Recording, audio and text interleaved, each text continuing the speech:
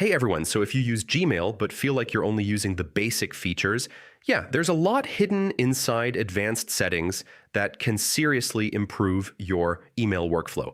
I'll show you step by step how to use Gmail advanced settings the right way. First, open Gmail and click the settings gear icon in the top right corner. Now click See All Settings to open the full advanced settings panel. Inside the General tab, you can change things like language, display density, and undo send time.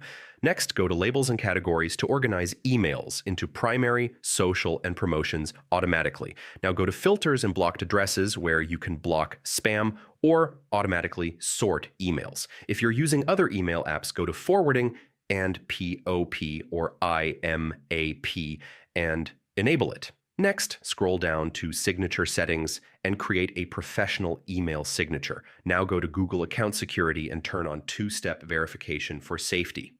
Finally, change your inbox type depending on how you want to organize emails. And that's it. Now you know how to use Gmail Advanced Settings to manage your inbox like a pro.